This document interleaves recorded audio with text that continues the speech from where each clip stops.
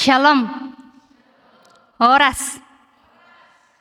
Baik Bapak Ibu, terima kasih waktu dan kesempatan yang boleh dipercayakan kepada saya di depan ini untuk sedikit berbagi kesaksian saya selama di tempat ini. Namun sebelumnya ada pepatah yang mengatakan tak kenal maka tak sayang. Maka ketika kita sudah saling kenal, maka marilah kita saling menyayangi dan mengasihi antara satu dengan yang lain. Baik, perkenalkan nama saya Seven Hernita Gula. Saya berasal dari Nias, tepatnya Nias Barat. Dan saya memiliki 7 bersaudara, 4 cowok, 3 laki-laki, dan sayalah si bungsunya. Baik, jujur Bapak Ibu, saya tidak tahu saya harus mulai dari mana. Mengapa? Karena begitu banyak penyertaan Tuhan dalam kehidupan saya, sehingga saya pun tidak tahu saya harus cerita dan mulai dari mana.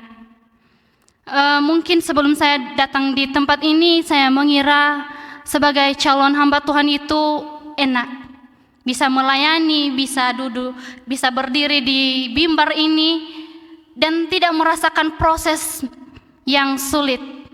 Tetapi ketika saya secara pribadi mengalaminya, Bapak Ibu dan saudara-saudara yang terkasih, saya pun mengalami masalah di dalam pelayanan saya. Saya ditolak, bahkan saya dihina. Saya tidak menyangka akan terjadi hal seperti itu, Bapak Ibu. Ketika pun saya ditolak, hati saya sedih.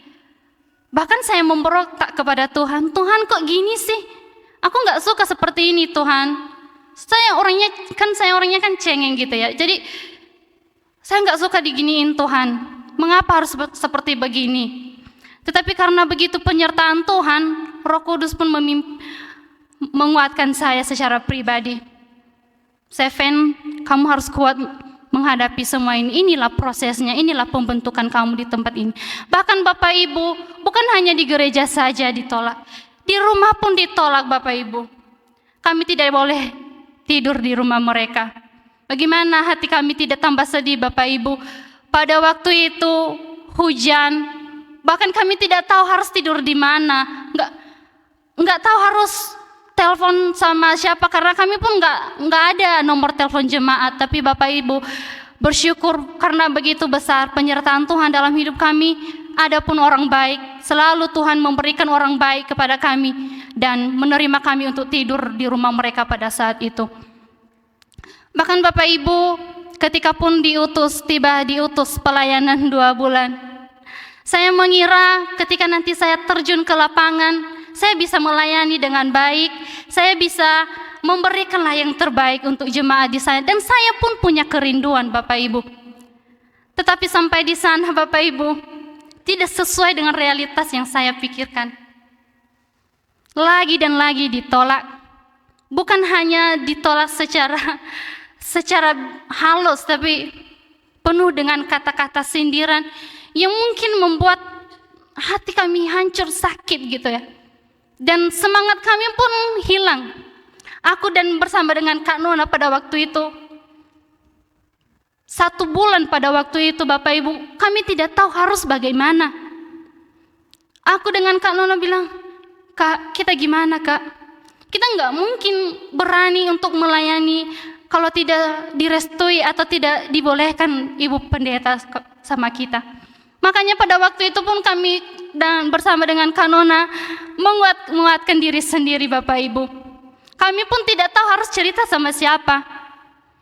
Karena kalaupun kami mau bercerita sama pihak kampus nanti beban. Jadi udahlah kami tanggung sendiri. Tapi Bapak Ibu pada waktu itu, sekali kami tidak ibadah pada waktu itu Bapak Ibu. Kami tidak tahu harus bagaimana pada waktu itu, karena saking tidak enaknya harus masuk gereja pada waktu itu. Karena pada waktu itu datang Ibu Pendeta, jadi kami pun takut Bapak Ibu. Jadi karena Tuhan terus ada bersama kami Bapak Ibu, kami pun merasakan kemurahan Tuhan di dalam kehidupan kami Bapak Ibu. Dia memberikan dan mengizinkan banyak orang-orang baik di dalam hidup kami. Sampai pada waktu itu kami tidak lagi di tempat itu, kami dikirim lagi di tempat baru. Dan puji Tuhan kami pun diterima.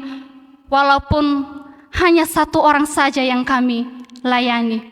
Tapi puji Tuhan Bapak Ibu, meskipun hanya satu orang saja yang kami alami, itu bukan alasan kami untuk menyerah, untuk patah semangat kami pada saat itu. Tetapi kami pun bersyukur ada yang boleh menerima kami, bahkan mereka boleh menyayangi kami, mengasihi kami seperti anak mereka sendiri Bapak Ibu.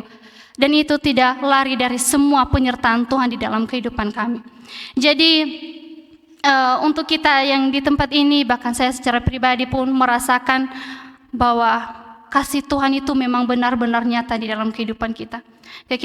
Kita selalu menyerah dan mengandalkan Tuhan di dalam kehidupan kita, maka Tuhan pun pasti menolong kita. Sekian dari saya, terima kasih. Shalom.